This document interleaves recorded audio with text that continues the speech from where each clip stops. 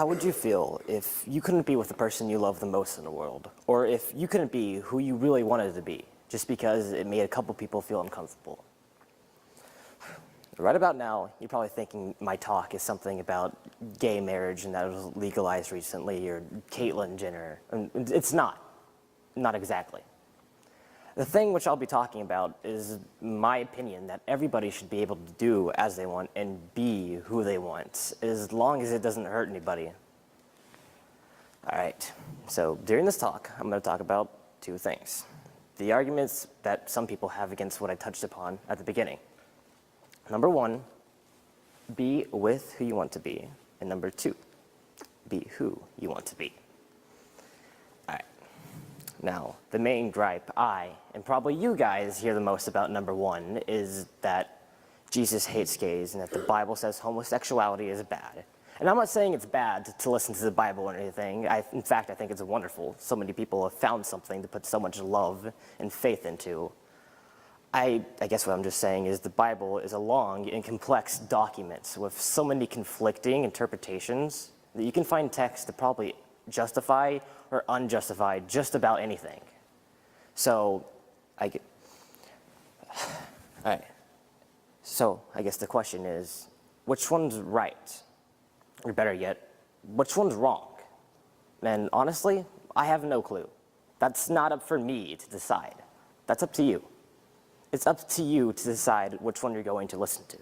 It's up for you to decide whether or not you're going to be the person who hates people for things that they can't change because of a few verses in the Bible, or be the person who loves everyone and treats everyone the same because of the tons of verses that say to do that. It's up for you to decide which one's natural or not to you. Now, surprisingly enough, that's what I'm going to be talking about next. You know, the argument that's unnatural. You know, people being who they are is unnatural, because that makes sense, right? Like, just because someone's doing something different from you makes what they're doing unnatural. That makes no sense at all. Who has the right to say what's natural or unnatural? Now, no one.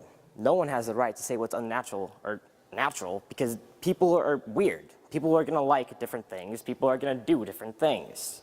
Like maybe, perhaps, you, sir, you love Taylor Swift, but maybe you, ma'am, you hate her. But let's just be honest here. This is just an example, because who doesn't love Taylor Swift?